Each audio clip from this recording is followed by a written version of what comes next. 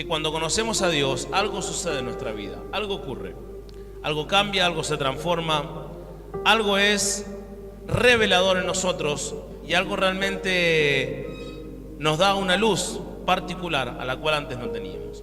Así que todos juntos vamos a buscar el libro de Romanos, capítulo 12, versículo 1. Y mientras los leemos, si por favor vamos a ponernos de pie para la palabra de Dios. Luego vamos a decir otros textos, pero yo quiero que por un segundo nos pongamos de pie, por favor. Y vamos a leer la palabra de Dios en Romanos capítulo 12, versículo 1 al 3. Vamos a leer la escritura. La escritura dice así. Así que, hermanos, Romanos capítulo 12, versículo 1, por favor. Amén. Gloria a Dios. Así que, hermanos, os ruego por las misericordias de Dios que presentéis vuestros cuerpos en sacrificio vivo, santo, agradable a Dios, que es vuestro culto racional. No os conforméis a este siglo, sino transformaos por medio de la renovación de vuestro entendimiento, para que comprobéis cuál sea la buena voluntad de Dios, agradable y perfecta. Oremos. Señor, te damos toda la gloria por esta palabra. Señor, en esta noche danos la oportunidad y el privilegio de abrir nuestro entendimiento, abrir nuestra comprensión a tus escrituras, Señor. Señor, trae realmente esa revelación, ese fuego sobrenatural, Señor, esa capacidad de comprender lo que tú nos quieres decir. Señor, en el nombre poderoso de Jesús, te damos toda la gloria por esta palabra, te damos toda la honra, Señor, y gracias por traernos hoy en esta noche. En el nombre de Jesús, amén. Toma asiento, por favor. En mi caso personal, no sé cómo será la vida de cada uno, pero en mi caso personal, cada vez que van pasando los años, en estos casi 8 años de matrimonio, si no le erro al número, menos mal que mi señora no está hasta arriba, en este tiempo que estuvimos de casados con mi esposa, honestamente he visto en ellas virtudes y he visto defectos. Pero sin lugar a duda puedo decir una cosa: cada día amo más a mi esposa. Es una realidad. ¿Por qué? Porque cada día la conozco más y sus virtudes son mucho más poderosas que esos defectos que ella puede tener. Cada día imagino más mi vida, por supuesto el primer día que me casé, pero para poder ponerlo en un contexto de entendimiento, cada día es que correspondo más a una eternidad junto con ella. No puedo imaginar a la vida no estando con ella. Y eso me sucede por cuanto más la voy conociendo y el tiempo va pasando. Ahora, imagine lo siguiente. Usted conoce a Dios, ¿sí? Dios es amor. Dios no falla. Dios no tiene errores. Dios no tiene ningún tipo de fisura que podría tener su cónyuge, en este caso mi esposa. En su caso puede ser su esposa, su esposo, puede ser un compañero, un amigo, un padre, una madre, lo que usted quiera colocar. Pero Dios no tiene fisuras, Dios no tiene errores. Ahora, si nosotros sabemos de que Dios no tiene errores, si nosotros más le conocemos a Dios, ¿qué tendría que pasar en nuestra vida? Tendríamos que enamorarnos cada vez más de Él, porque Él no tiene errores, dijimos, ¿no? Cada vez que conocemos más de qué, de su poder, de su deidad, de su gloria, de su omnipresencia, omnipotencia, de su supremacía, tendríamos que enamorarnos cada día más de Dios. Y cada día más tendríamos que estar con un fuego en nuestro interior, con una pasión más grande para acercarnos a Él y darle gloria. ¿Estamos de acuerdo hasta ahí? Eso es lo que nos sucede al momento de ¿qué? De conocerle más. Ahora, nosotros nos podemos acercar a Dios de varias maneras, entre comillas. Podemos acercarnos por un buen orador, podemos acercarnos por una buena metodología psicológica, nos podemos acercar por un buen contorno de gente, ¿sí? He vivido experiencias en donde había miles de personas en un estadio y podía estar en el medio y es como que uno se sentía a poder cantar o poder, ¿Por qué? Porque el entorno lo mueve a uno. Es como que al haber mucha multitud, uno se siente motivado a hacer eso. Lo que quiero llegar al punto es la motivación. La motivación puede venir por muchos factores. Factores carnales, factores espirituales que nos provienen de Dios y factores, como dije yo en la prédica pasada, mentales, ¿sí? Pero que hablamos del corazón, hablamos del núcleo, nuestro corazón, como dice la Escritura. La Escritura habla de nuestro corazón como nuestra mente, como nuestro razonamiento.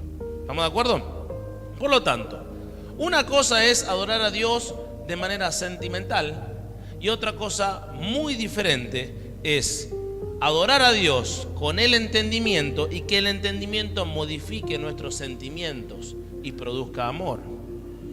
¿Se va entendiendo? Por eso es tan importante nosotros que tengamos esta tarea continua de conocer a Dios, de verificar quién es Dios y cómo Dios puede hacer este texto que yo recién acabé de leer real. Así que, como dice la Escritura, os ruego por la misericordia de Dios que presenten vuestros cuerpos santos, agradables y perfectos, que son vuestro culto racional. ¿Para qué? Para que no se conformen a este siglo, sino que renueven, ¿qué cosa? Vuestro entendimiento, para comprobar cuál es la buena voluntad de Dios, agradable y perfecta. El entendimiento debe ser renovado con el conocimiento de Dios. Al ser renovado nuestro entendimiento con el conocimiento de Dios, nos enamoramos de Dios. Y al enamorarse de Dios, usted va a querer cada día estar más cerca de Él. Orar, clamar, buscar su gloria, buscar su fuego. El llamado fuego del Espíritu Santo. Y la Escritura lo habla. Lo habla infinidad de veces el fuego del Espíritu Santo. El fuego del Espíritu Santo convive y se conlleva con un entendimiento de las Escrituras. Usted puede encontrar un lugar en donde se está adorando y glorificando a Dios, pero al mismo tiempo, cuando se termina el tema musical, usted le da un papelito a cada persona, una lapicera, y le dice, bueno, coloca un atributo de Dios y describilo. Y ponen omnipresencia. Yo amo a Dios. ¿Qué está diciendo la persona? Literalmente está diciendo, la verdad que no tengo ni idea que Dios adoro, pero me lo siento tan lindo cuando estoy acá. ¿Eso cómo se llama? Sentimentalismo. Cuando no existe el conocimiento y hay sentimiento, es sentimentalismo. Cuando hay conocimiento y hay devoción, ¿cómo se llama? Verdadero fuego del Espíritu Santo.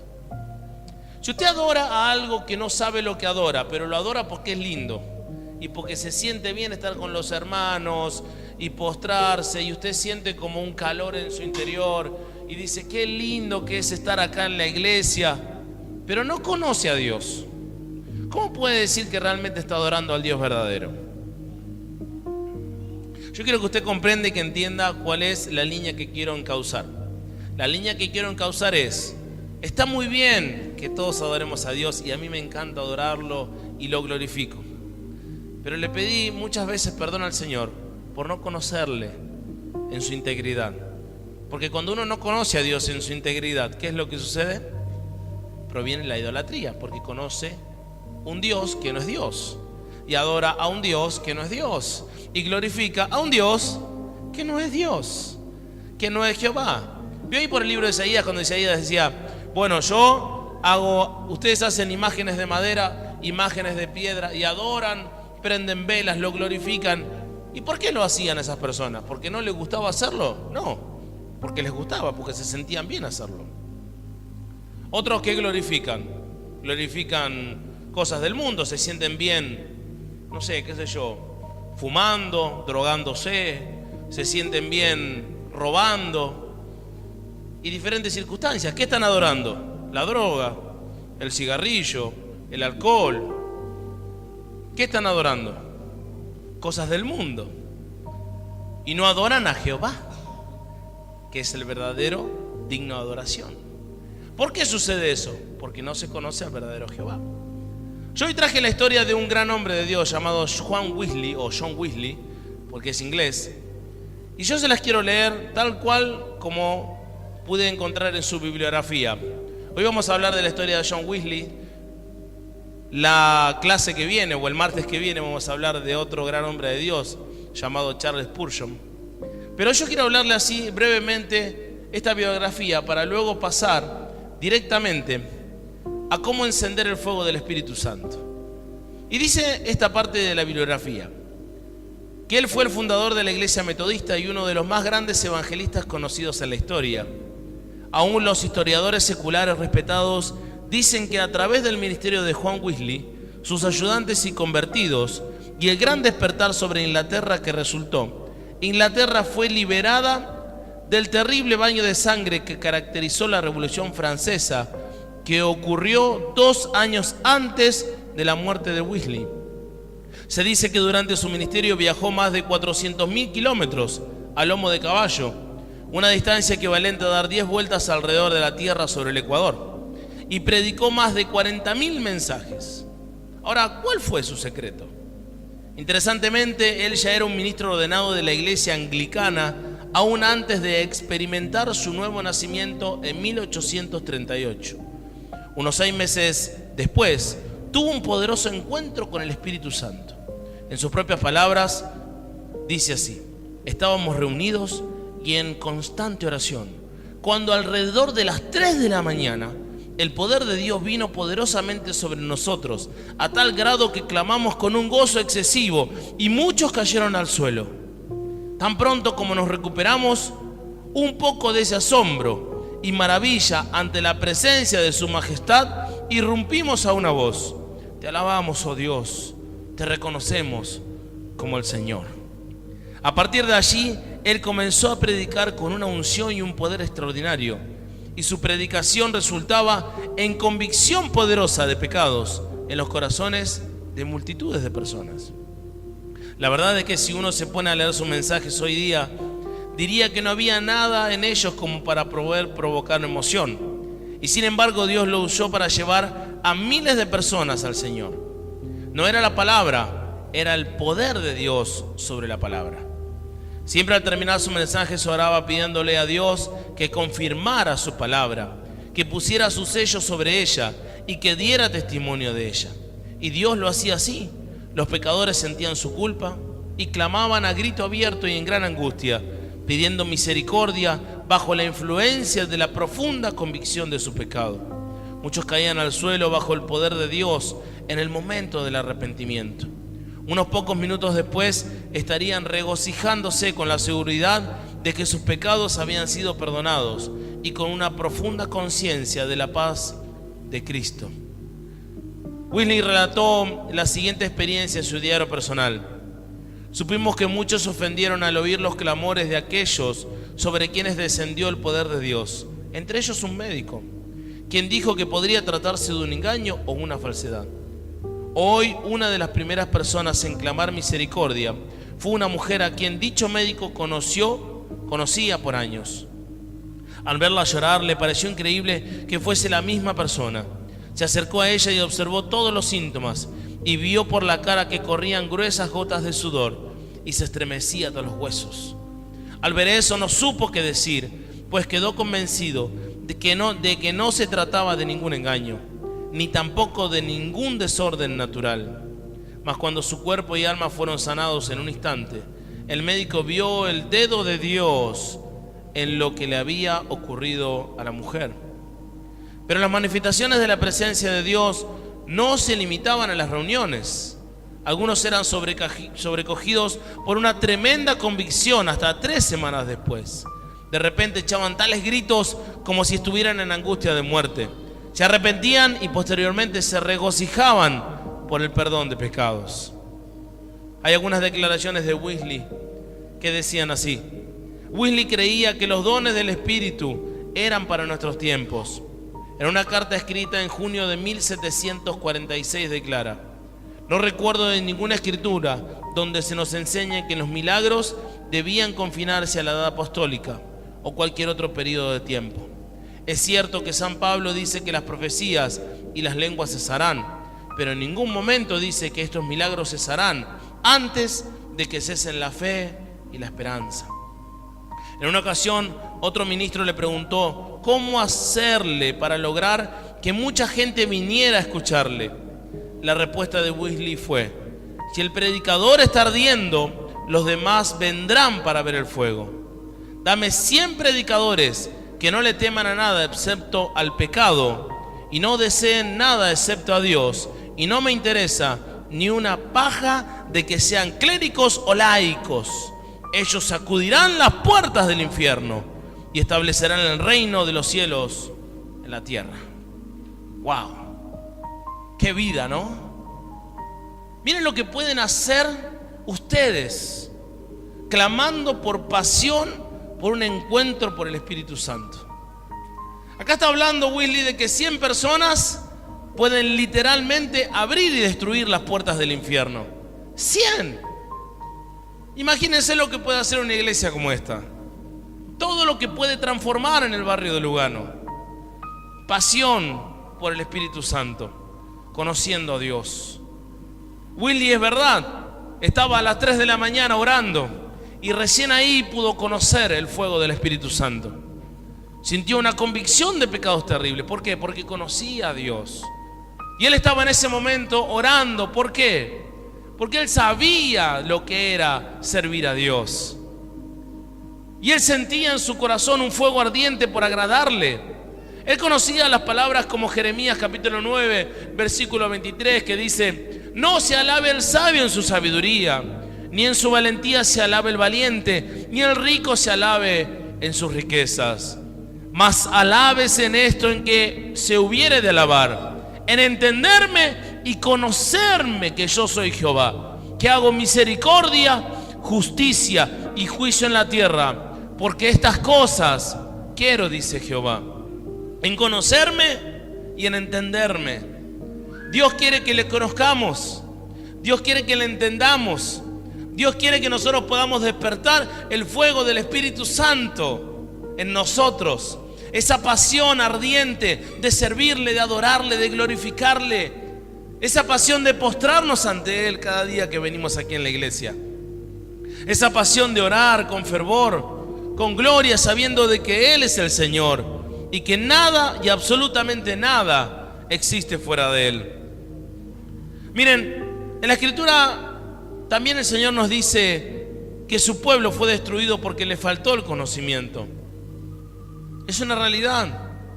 Dice en el libro de Oseas: por cuanto desechaste el conocimiento, le dice a los sacerdotes: yo te echaré del sacerdocio, porque olvidaste la ley de tu Dios. También me olvidaré de tus hijos, dice el Señor. Conforme a su grandeza, así pecaron contra mí, dice el Señor, porque yo cambiaré su honra en afrenta. Del pecado de mi pueblo comen, y en su maldad levantan su alma. Y será el pueblo como el sacerdote. Le castigaré por su conducta y le pagaré conforme a sus obras. Comerán, pero no se saciarán. Fornicarán, mas no se multiplicarán, porque dejaron de servir a Jehová, dice la palabra. Dice la Escritura: fornicación, vino y mosto quitan el juicio. Mi pueblo a su ídolo de madera pregunta, y el leño le responde.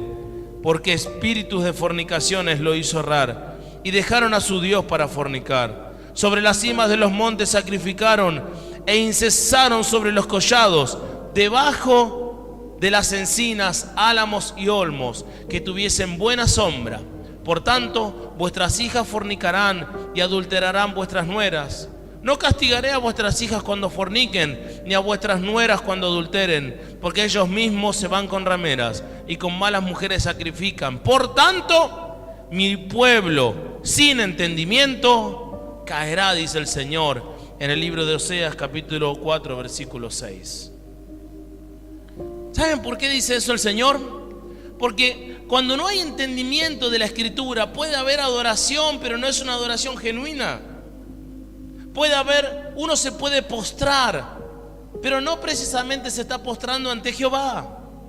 Cuando uno no se postra ante Jehová, se puede postrar todo el día, sentir un montón de cosas, pero no hay una transformación en nuestra vida. Nuestra vida sigue teniendo el mismo fracaso siempre. El trabajo, la salud, la miseria, el descontento, los problemas familiares, los vicios, siguen estando. ¿Por qué? Porque no se adora ¿a quién? A Jehová. Uno puede escuchar una hermosa alabanza cantada por Cristín de Clario, una voz increíble, y se puede postrar y puede adorar, pero uno puede adorar al que cree que es Jehová. Pero cuando no se conoce quién es Jehová, cuando no se entiende quién es el soberano de Israel, no precisamente uno va a estar adorando a ese soberano de Israel. Va a estar adorando cualquier otra cosa, menos al soberano. Por eso dice la Escritura claramente: mi pueblo sin entendimiento caerá. No puede haber bendición, no puede haber multiplicación, no puede haber liberación cuando no se entiende quién es Jehová y cuando no se adora a Jehová. ¿Se entiende, iglesia? Miren, hoy usted tiene la oportunidad de no caer. Hoy usted tiene la oportunidad de empezar a alabar al Dios que tiene el entendimiento necesario para que usted realmente empiece a ver a Dios de otra manera. Amén. Y vamos a empezar a conocerlo, porque dice la palabra de Dios, primeramente, sobre todas las cosas, una de las frases más importantes o hermosa en los Salmos, capítulo 50, dice lo siguiente, dice, y le dice a un humano, ¿no? Le dice a David, a un pecador específicamente, en un momento de pecado, le dice: vos pensabas que yo era igual que tú. Salmo 50, capítulo 21. Tú pensabas que yo era igual que tú. Porque muchas veces nosotros creemos, y yo ahora estoy entrando en la supremacía de Dios. ¿Por qué estoy entrando en la supremacía de Dios? Porque usted necesita conocer a Dios. Si usted no conoce a Dios y no sabe quién es Dios, es imposible que usted pueda adorar al verdadero Dios. Amén. Vamos a adorarlo, vamos a glorificarlo, el fuego se va a empezar a encender de una manera maravillosa, sí, pero con el entendimiento de saber quién es Dios y saber qué hace Dios y saber cuál es el soberano Dios que vamos a estudiar. El martes vamos a estudiar quién es el omnipotente Dios. Después el sábado vamos a estudiar otra virtud de Dios. Pero yo quiero que usted conozca completamente quién es Dios en toda su integridad. Martes, sábado. Hasta que nos postremos aquí en la iglesia y hagamos una revolución en Lugano. ¿Pero cómo? Sabiendo quién es Dios, conociendo quién es Dios, postrándonos y diciendo: wow, este Dios es soberano, Dios es sobrenatural en todo sentido, Dios es omnipotente, me vio hoy al mediodía cuando estaba pecando. Por lo tanto, vine acá y me arrepentí porque sé que Él me estaba mirando, porque lo sabemos, porque lo entendemos, porque lo comprendemos. Pensabas que de cierto sería yo como tú. ¿Cuántos de nosotros o de muchas personas hoy en día en las iglesias piensan que Dios es un humano grandote, gigante, súper grande, que juega, como decía una película, con las canicas y los mundos? Y Dios no es eso. A veces nosotros pensamos e imaginamos a Dios, como lo he explicado en algún momento, como un Papá Noel grandote, ¿sí? Y no es así. Dios no entra dentro de nuestra imaginación. Dios no puede ser comprendido por el humano. Dios no puede ser entendido en su magnificencia, en su poderosa deidad, en lo grande y maravilloso que es Dios. Su supremacía es tan grande que es imposible. Mire, Lutero, en una de las grandes y magníficas cartas que él hacía a Erasmo, uno de los pensadores de ese tiempo, en cuales de esas cartas lo ha ofendido mucho, pero él le decía: vuestro concepto de Dios es demasiado humano. Porque muchas veces entendemos a Dios de nuestra forma y punto de vista. Sí, es verdad, somos humanos, pero Dios dio la revelación de la Biblia para que podamos entender lo espiritual siendo humanos. Porque esto es espiritual, lo que usted tiene. La escritura es espiritual, no es humana. Fue traída por revelación humana. Amén. Nosotros tomamos esa escritura y la traducimos, pero fue traducida por alguien espiritual. Y alguien espiritual vio lo espiritual y le trajo a usted lo espiritual, y hoy en día leemos lo espiritual. Miren, hoy en día muchos de los líderes de las revoluciones y de las iglesias, de las megas iglesias o iglesias muy grandes, en ocasiones aceptan un concepto bastante humano de parte de Dios, porque esas congregaciones se determinan o se creen en su éxito por la cantidad de personas que poseen. Y no precisamente esto es así. Nosotros podemos tener una iglesia llena, pero no precisamente, como le dije recién, adorando a un Dios verdadero. Miren, como le dije recién, pensabas que de cierto sería yo como tú. Y no es así, mi hermano. Usted tiene que entender que hoy en día hay una cristiandad total y absolutamente apóstata. Va a poder escuchar un montón de cosas, pero en usted está el cambio, no en lo que escuche. Usted está el cambio. Si usted conoce al verdadero Dios, nadie le va a poder vender un Dios falso. Si usted realmente se capacita y entiende quién es Dios en toda su integridad, va a poder comprender que Dios lo está mirando, inclusive ahora en este momento, lo que usted está haciendo, lo que usted está pensando, lo que usted está analizando sobre cada palabra que yo digo. Si usted está pensando en la Escritura o está pensando en San Petersburgo, Dios sabe lo que usted tiene en la mente. Dios lo está íntegramente sacando una radiografía en todo lo que usted está haciendo en este mismo preciso momento. Así es Dios. Y se nos escapa de las manos el poder pensar en eso. Miren, hay varios principios que le quiero comentar. Uno de ellos es que los hombres imaginan que el Altísimo se mueve no en sus principios, sino en sus sentimientos. Que Dios es un Dios de sentimientos, y Dios no es un Dios de sentimientos. Dios es un Dios de principios, de palabra. Porque si Dios se movería por sentimientos, Dios, y yo esto lo digo para que usted conozca quién es Dios, Jehová, ¿sí? Capaz que alguno me dice, no, ese no es mi Dios. Sí, ese es el Dios bíblico. Dios no se mueve por sentimientos. Dios, si se movería por sentimientos, Dios tendría que destruir la humanidad automáticamente apenas cometió el primer pecado, porque Dios es santo, Dios es soberano. Una persona me comentaba y me decía, ¿por qué estoy sufriendo aflicción en mi familia? Que se me murió el perro, que el gato, que el canario está sufriendo padecimientos de plumas. Y estaba así, para hacerlo suave, ¿no? Y yo le digo, mirá, Dios realmente tiene que sanarte.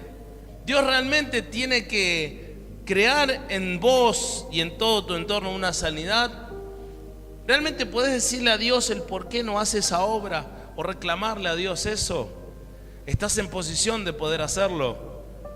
Y él me dijo, sí, ¿cómo que no? Si mira lo que me está haciendo, ¿cómo voy a creer en Dios? Si voy a la iglesia y me pasa eso. Mi tía va a la iglesia y le agarra esto. ¿Y saben qué es lo que sucede? Sucede de que no entendemos quién es Dios y quién es el soberano. Cuando entendemos quién es el soberano, podemos comprender que Dios hace todo con un propósito.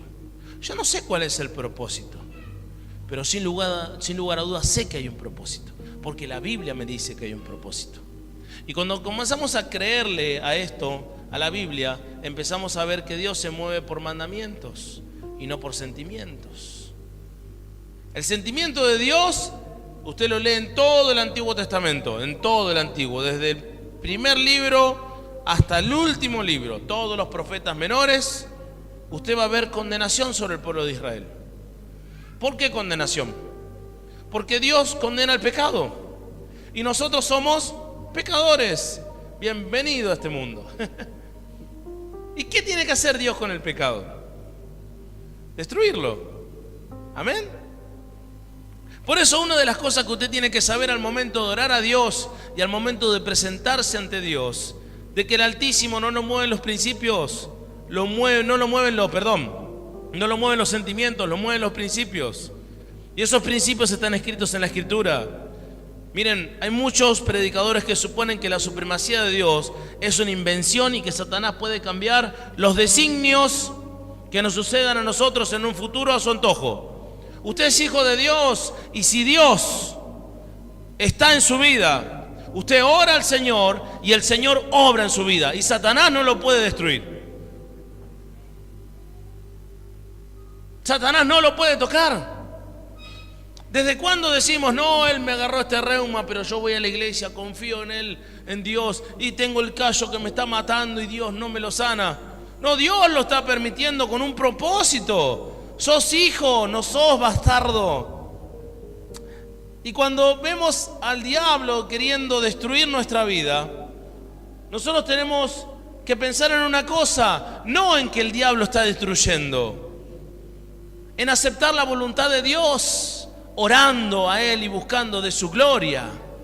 Cuando usted busca de su gloria en rodillas, clamando, como decía Wesley, a las 3 de la mañana, y recibes el fuego del Espíritu Santo, ese poder sobrenatural de gloria, cuando se llena de la presencia de Dios, en momentos en donde la intimidad es absoluta, y usted clama día y noche, día y noche, día y noche, ahí es donde va a encontrar el verdadero fuego del Espíritu Santo. Yo me acuerdo que cuando había ocurrido lo de mi hija hace muchos años atrás, me acuerdo de que yo quería ir, mire, ¿no? Quería ir a pescar, quería ir a... Este me está haciendo de fondo. Bueno, yo quería ir a pescar, quería salir, quería irme a algún bosque lejano, ¿pero por qué? Porque no que quería realmente estar, no, porque uno dice, bueno, quiero estar solo, tengo muchos problemas de estrés. No, yo quería estar con Él, quería levantar mis ojos al cielo y clamar a Él y orar durante toda una noche al lado de un fuego. Era mi pasión y así lo hice. Y no sabe lo hermoso que es. Y después uno puede aceptar otras realidades de parte de Dios. En mi caso personal pude aceptar la muerte de un hijo. Por eso lo pude aceptar. Porque el fuego de su Espíritu Santo inundó mi vida, llenó mi corazón y acepté quién es Jehová. Acepté sus decisiones sobre mi vida. No contentamiento sobre el fracaso, sino que el fracaso me dé la fuerza para buscarle y glorificarle. Ese es el verdadero Jehová. Es muy diferente. ¿Lo puede ver? ¿Lo puede discernir? Qué diferente que es adorar al Dios verdadero, postrarse ante su presencia, glorificarlo de una manera absoluta y total, pero conociéndole, sabiendo quién es Él. Miren, hay muchos que declaran que cualquier sea el poder de Dios, siempre será restringido con el libre albedrío de la persona, y se deja de lado la majestuosidad de la supremacía divina. Se rebaja la eficaz expiación de pecados hasta el punto de llevarla a que parezca una simple medicina que las almas en pecado pueden usar a su gusto cuando estén dispuestos. Dos cosas importantes. La primera cosa, el libre albedrío de la persona. Se cree que la soberana voluntad de Dios, estamos hablando de la supremacía, para que lo podamos entender. La supremacía de Dios respeta, por supuesto, la soberana voluntad. La supremacía de Dios respeta la voluntad de su persona, la respeta, pero no se olvide algo muy importante: Él tiene las últimas decisiones en su vida. Usted puede tomar un montón de decisiones, pero Él tiene las últimas decisiones en su vida. Él es el que guía su vida, aunque usted crea poder guiarla a usted mismo.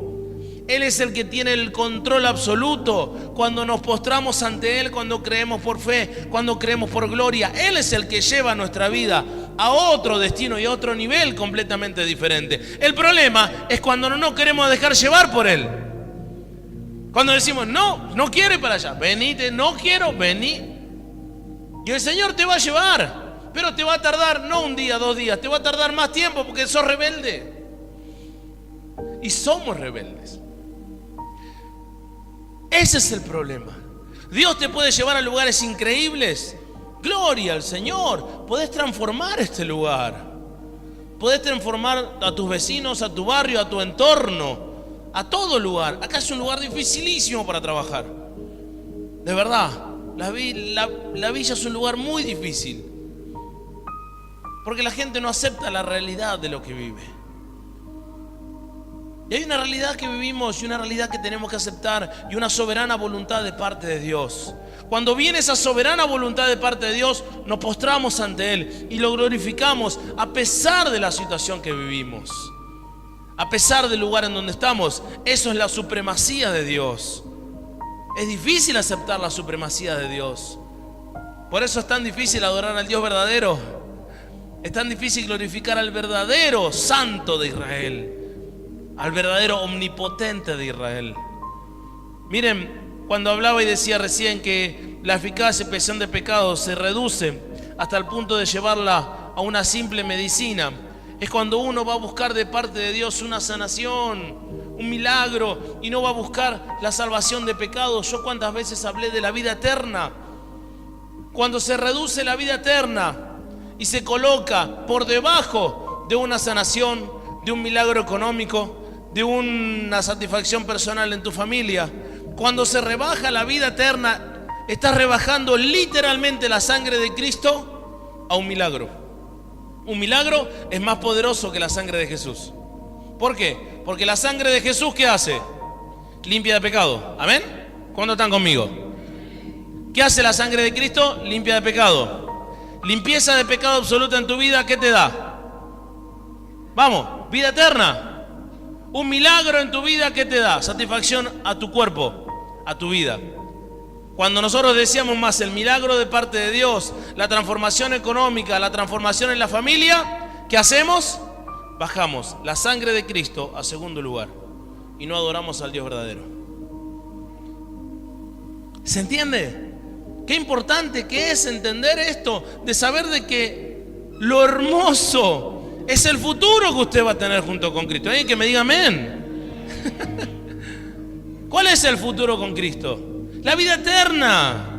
La vida eterna, mi hermano. La vida eterna. Nunca se canse de decirlo cuando usted está adorando. Gracias, Jesús, por la vida eterna. Póstrese al momento de escuchar una música, una melodía, al momento de orar. La vida eterna. Eso significa que usted valora la sangre de Jesús. Cuando vemos la sangre de Jesús ahí en el suelo, postrado, limpiándolo de pecado, de juicio, esa supremacía de Dios absoluta, diciendo: yo te liberté de las garras del infierno. A un hombre le dije lo siguiente, le digo: ¿sabés cuál es tu problema? Que no entendés que Cristo está sufriendo porque vos tendrías que estar en ese lugar. Y me miraba así con los ojos grandotes. Ese no es mi Dios. Ese es tu Dios, que murió por vos y sufrió en el infierno lo que vos tendrías que haber sufrido. Y nosotros no entendemos las dimensiones. Miren, yo se lo grafico de esta manera. El tiempo que estuvo Jesús en el infierno fue mucho más tiempo que una eternidad de sufrimiento de su alma en el infierno. Lo podemos traducir en estas palabras. Para traducirlo en un lenguaje humano: hoy en día Cristo está en el infierno sufriendo lo que usted tendría que estar sufriendo en el infierno. En este mismo preciso momento Él está siendo torturado y usted está acá sentado escuchando su palabra que le va a enviar al cielo por la eternidad. Así es la palabra de Dios, traducido en un lenguaje humano. Mire hasta qué punto es la supremacía de Dios. ¿Hasta qué punto nos tenemos que postrar ante Él, ante su gloria, ante todo lo que Él hizo por nosotros, todo lo que Él nos dio? Miren, en muchos lugares se rebaja la obra invencible del Espíritu Santo, convirtiéndolo en una oferta del Evangelio para que puedan aceptar o rechazar a su agrado. ¿Quién quiere aceptar a Cristo? Levante la mano. Venga aquí adelante, oramos. Bienvenido al hermano que recibió a Jesús en su corazón. Nuevo hermano en Cristo. Podemos aceptar o rechazar. Una vez que Cristo entra en la vida de una persona, es imposible sacarlo de tu vida. Es imposible despegarlo de tu ser. Una vez que Cristo sella tu alma, nadie te va a venir a decir: no, tenés que orar, tenés que postrarte. No. Va a ser un fuego tan abrumador que va a transformar tu vida de tal forma que no vas a poder respirar sin su presencia. No vas a poder vivir sin su gloria. No vas a poder dejar de predicar, no vas a poder dejar de leer el Evangelio, su gloria y su poder. La salvación en Jesús es algo tan grande, eso es la supremacía de Dios. Miren, cuando nosotros decimos, no tengo ganas de seguir, voy a ver cómo pruebo mi vida un poco, a ver cómo me va. ¿Saben lo que está diciendo literalmente? El poder del Espíritu Santo tiene menos poder que mi espíritu. ¿Qué dice? Transformaron otras palabras. Dios tiene menos poder que yo. ¿Ese es el Dios verdadero? No. ¿El Dios verdadero cuál es? Teniendo más poder que vos. Por lo tanto, ¿qué estamos haciendo? Adorando a un Dios falso. Cuando Dios entra en nuestra vida, hermano, nos transforma, lo cambia. Si usted no es cambiado, no puede decir que el Espíritu Santo está ahí. Es imposible. Es imposible. Y si eso no le pasa, clame y crea por esa supremacía, que le va a pasar lo que le pasó a John Wesley, que una vez a las 3 de la mañana un fuego llenó su interior, su vida, su alma, lo transformó y lo llevó por las naciones a predicar el Evangelio. Más de 400.000 kilómetros recorrió a burro. A burro. No en avión, en burro. Mamá querida. Imaginen lo que es eso, predicando en el año 1700. Predicaba cosas increíbles, maravillosas. No tenía una capacidad de la palabra. Sabía la escritura en su totalidad, una exégesis absoluta. No, ¿qué conocía? La supremacía de Dios, la omnipotencia de Dios, lo grandioso que es Jehová, la justicia de Dios. Lo que vamos a aprender, mi hermano. Usted con esos atributos y conociendo al Dios verdadero no tiene límites en donde Dios lo va a llevar. Y no es solamente este lugar que Dios lo va a llevar para llenar todo el barrio Capital Federal de Cristo. Vaya a saber en dónde usted puede terminar. Dios tiene la oportunidad para darle eso. ¿Cuántos lo creen? Gloria a Dios. Miren, los idólatras en la cristiandad se hacen dioses de madera, de piedra, mientras que millones hacen dioses en sus mentes. Esas personas no son más que ateos, ya que no hay otra alternativa posible sino creer en un Dios absolutamente supremo. Es el único. Un Dios, muchos creen en un Dios en donde su voluntad puede ser resistida, cuyos designios pueden ser frustrados, cuyos propósitos pueden ser derrotados. Un Dios que no posee derecho alguno a la deidad y muy lejos de ser dignos de adoración, merecen un total desprecio. Un Dios que no es soberano, un Dios que no tiene la supremacía, un Dios que no tiene el poder, un Dios que no tiene la capacidad de que usted cambie, de que transforme el pueblo, de que pueda hacer algo grande, de que pueda hacer algo sobrenatural. Muchos creen que Dios no lo puede sacar de ese lugar. Muchos creen que Dios no lo puede sacar de la aflicción, del dolor, del fracaso, de la duda, del temor. El Dios supremo de la Biblia lo puede hacer. En todo momento Él lo puede hacer. Miren, decir algo así es como, no sé, ¿cómo le puedo decir? Que supóngase que todos los habitantes del mundo se juntaran y se rebelaran contra Dios. Es más o menos similar a querer calentar el sol tirándole un fósforo. Para que comprenda más o menos la idea. ¿Qué puede hacer un fósforo tirándole al sol para que caliente más? Exactamente lo mismo puede hacer la humanidad contra Dios. Miren, dice la Escritura que realmente Él se ríe cuando nosotros hacemos algo así. En el Salmo 2, capítulo 4, versículo 4. ¿Por qué se ríe? Porque es algo inhumano pensar de que Dios no puede hacer la obra en nuestra vida, de que Dios no puede transformar, de que Dios no es supremo, de que no podemos postrarnos ante su gloria. Miren, La supremacía de Dios está en toda la Escritura. Tuya, oh Jehová, es la magnificencia, el poder y la gloria, la victoria y el honor, porque en todas las cosas están en los cielos y en la tierra son tuyas. Tuyo, Jehová, es el reino en las alturas, sobre todos los que están por cabeza, y tú señorearás a todos. Primera de Crónicas, capítulo 19, versículo 11. Miren lo que es Dios. Señorea sobre todos. Es magnífico, es sobrenatural. No hay nada que se pueda igualar al señorío y a la supremacía de Dios. Dios gobierna su vida, por supuesto que la gobierna.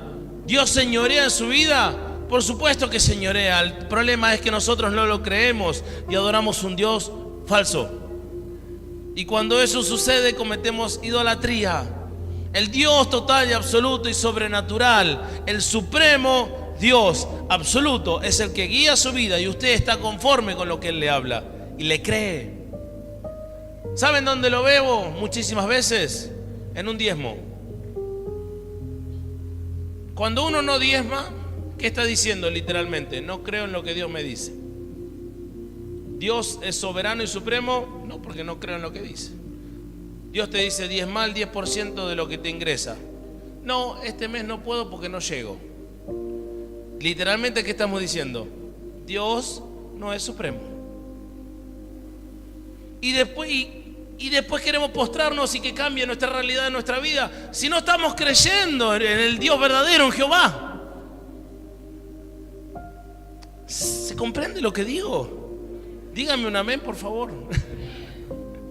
Yo quiero que usted entienda y comprenda de que si no le cree a Dios en todo lo que Dios le dice, es imposible que usted adore al verdadero Jehová. ¿Y cómo va a cambiar la realidad de su vida? ¿Cómo va a cambiar las circunstancias de su vida en todo sentido? Es imposible que eso suceda. ¿No tiene sentido? Miren, Job, ¿qué dice? Yo conozco que todo lo puedes y que no hay pensamiento que se esconda de ti. Job capítulo 42, versículo 2. No hay pensamiento que se esconda de ti. No hay nada que se esconda de Dios. Y Dios sabe lo que usted tiene en su mente. Dios sabe lo que usted piensa. Dios sabe lo que usted hace con su dinero. Por ejemplo, ya que estábamos hablando del diezmo, usted sabe que gana 1,000 pero le doy 10. Eso no es supremacía de Dios. Eso es colocarlo a Dios en un costado y decir: deja que yo manejo mi vida y vos ocupate de lo espiritual. Yo me ocupo de lo que está acá en la tierra, Dios. Vos todavía no entendés que Macri está aumentando todo. No comprendés.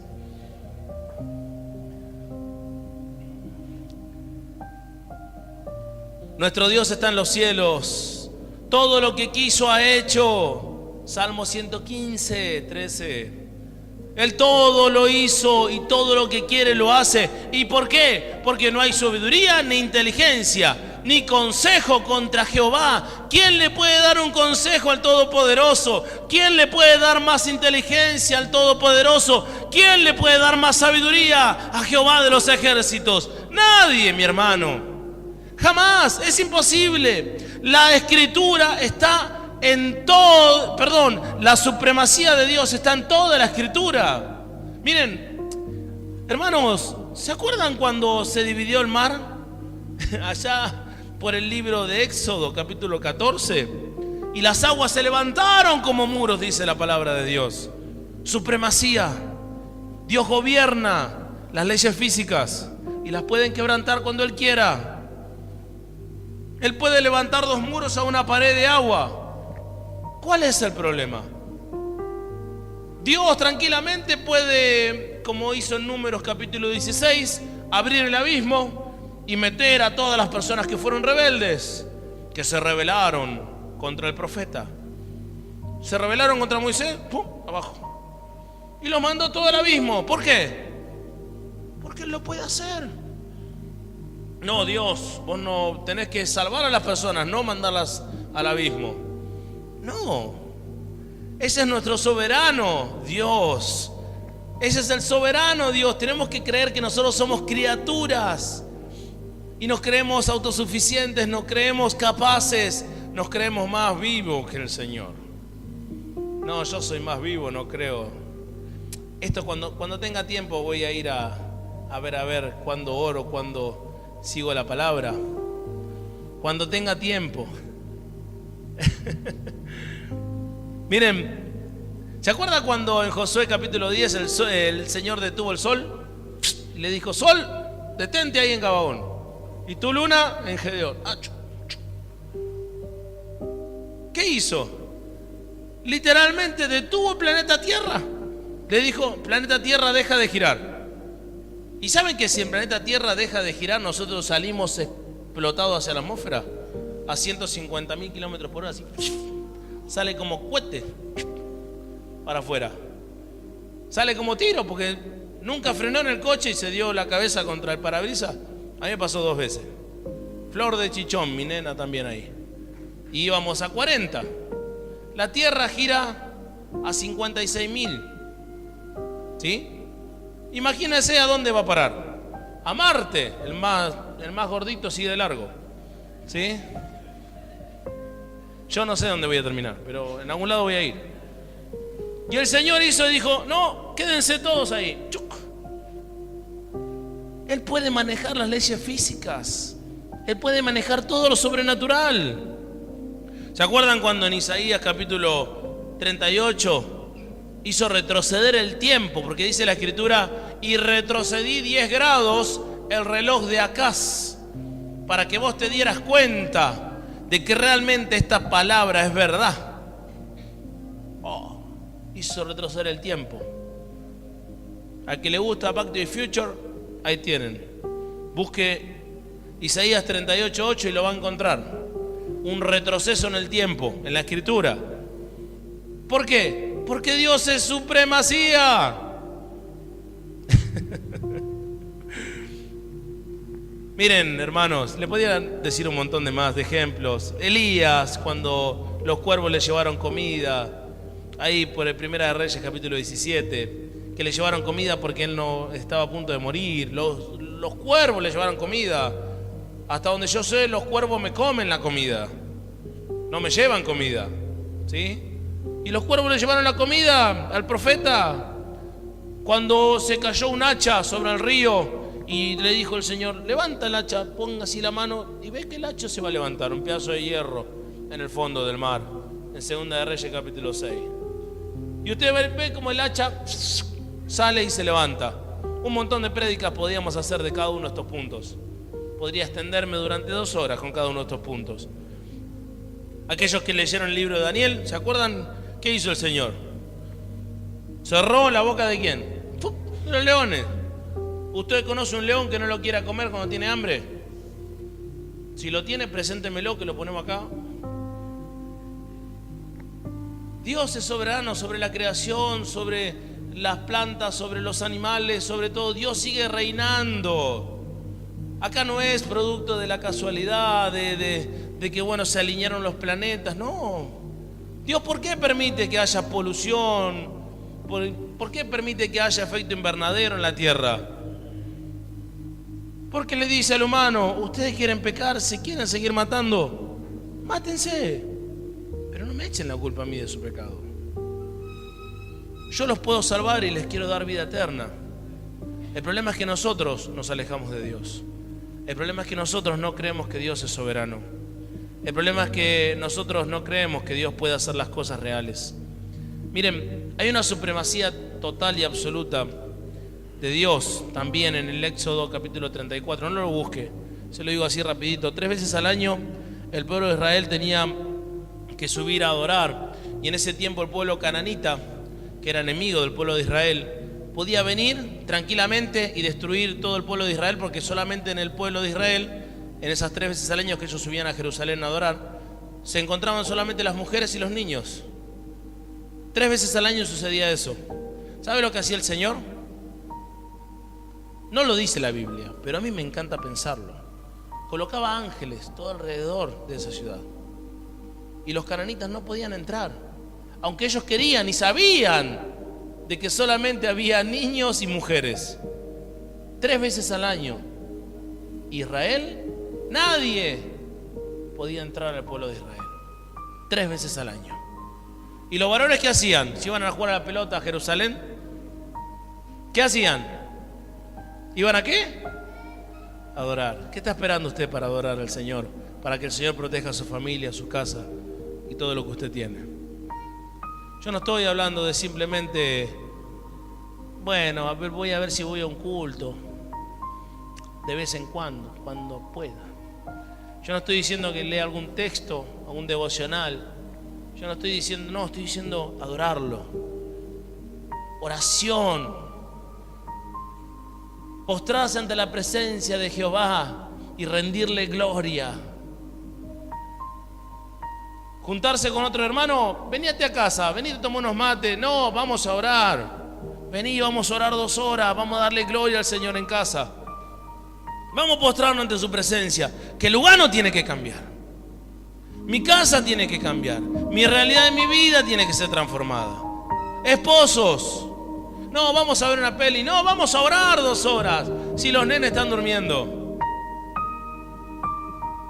Hermano, yo quiero que usted despierte por un segundo. La supremacía de Dios es tan grande y tan sobrenatural y tan hermosa que no me alcanzan las palabras para explicarle. Miren, Él hace todas las cosas según el consejo de su voluntad. Efesios capítulo 1:11. Porque de Él y por Él y en Él son todas las cosas, y a Él sea la gloria por todos los siglos. Romanos 11:36. ¿Sabe lo que usted debería decir? Lo que dice Santiago capítulo 4 versículo 13. Yo puedo hacer cualquier cosa, pero Él y solamente Él es el que tiene la última palabra. Porque si el Señor quiere, así va a suceder. Como usted empiece a decir eso, mi hermano, cada vez que usted empieza a caminar con Dios, un descanso va a haber en su corazón. Un fuego en su espíritu va a empezar a nacer. Algo sobrenatural va a empezar a pasar en su vida. ¿Cuándo lo quieren? Póngase de pie entonces, vamos. Nuestras vidas, hermano, no son el producto de un destino ciego. Nuestras vidas no son el resultado de una suerte caprichosa. Miren, cada detalle de nuestra vida fue ordenado por Dios. Cada circunstancia de su vida fue planificada por el soberano. Lo que hoy está viviendo hoy acá en este lugar, esta palabra que llega a su corazón y que le dice, ¿qué estoy haciendo de mi vida? Es el soberano dándole a usted una oportunidad más y a mí para creer en Él, para postrarnos ante su presencia. La Escritura dice que ni un solo cabello de nuestra cabeza no está contado por Dios. Aleluya, gloria a su nombre. Miren, el corazón del hombre piensa en su camino, mas Jehová va a enderezar esos pasos, dice la palabra. Porque en Él están mis tiempos, dice la Escritura. Y dice el Salmo 37, esperaré en Él, porque Él es mi guía. Oh, aleluya. Alguien que adore a Dios. La Escritura dice, calla delante de Jehová y espera en Él. Alguien que adore a Dios. Alguien que se postre ante su presencia, ante su gloria. Que le diga, Señor, perdóname por mis pecados, Señor. Perdóname por ser como soy, Señor, me postro ante ti. Yo sé que tú eres mi Rey, Señor. Glorificalo en cuerpo, en alma, en espíritu. Él está esperando que vos te postres ante Él. Haz de cuenta que no estoy, mira la cruz. Esto es lo que importa, lo que está acá adelante. La cruz de Cristo, esto. Él importa, Él importa. Glorificalo con todo lo que tenés. Y decirle, Señor, a ti te alabo, a ti te glorifico, a ti te exalto. Quebranto mi alma ante tu presencia. Quebranto mi corazón ante ti. Y en el nombre de Jesucristo rompo ahora toda cadena y todo yugo, todo poder espiritual de las tinieblas. vidas. Y en el nombre de Jesús hago que algo grande suceda en mi casa, en mi familia y en todo lo que voy a hacer a partir de ahora. Porque Dios quiere hacer algo grande. Usted lo tiene que empezar a recibir, empezar a tomar, empezar a decir: esto lo quiero para mí. Yo quiero realmente cambiar mi realidad, adorar a Jehová de los ejércitos. Quiero adorar al Rey, al Creador, al Soberano, al Absoluto. Y Dios va a empezar a transformar esa vida, va a empezar a